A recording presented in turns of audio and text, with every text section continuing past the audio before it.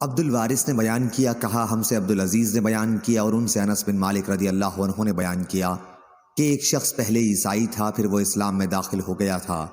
اس نے سورہ بقرہ اور آل عمران پڑھ لی تھی اور وہ نبی کریم صلی اللہ علیہ وسلم کا منشی بن گیا، لیکن پھر وہ شخص مرتد ہو کر عیسائی ہو گیا اور کہنے لگا کہ محمد صلی اللہ علیہ وسلم کے لیے جو کچھ میں نے لکھ دیا ہے اس کے سوا اسے اور کچھ بھی معلوم نہیں۔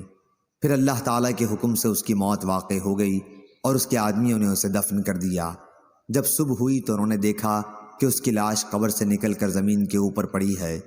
عیسائی لوگوں نے کہا کہ یہ محمد صلی اللہ علیہ وسلم اور اس کے ساتھیوں کا کام ہے، چونکہ ان کا دین اس نے چھوڑ دیا تھا، اس لیے انہوں نے اس کی قبر کھودی ہے اور لاش کو باہر نکال کر پھینک دیا ہے۔ چنانچہ دوسری قبر انہوں نے کھودی جو بہت زیادہ گہری تھی، لیکن صبح ہوئی تو پھر لاش باہر تھی۔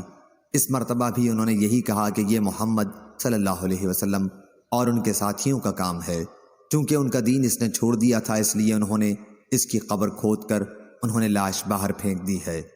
پھر انہوں نے قبر کھودی اور جتنی گہری ان کے بس میں تھی کر کے اسے اس کے اندر ڈال دیا، لیکن صبح ہوئی تو پھر لاش باہر تھی۔ اب انہیں یقین آیا کہ یہ کسی انسان کا کام نہیں ہے، بلکہ یہ میت عذاب خداوندی میں گرفتار ہے، چنانچہ انہوں نے اسے یوں ہی زمین پر ڈال دیا۔ صحیح بخاری حدیث نمبر 3617۔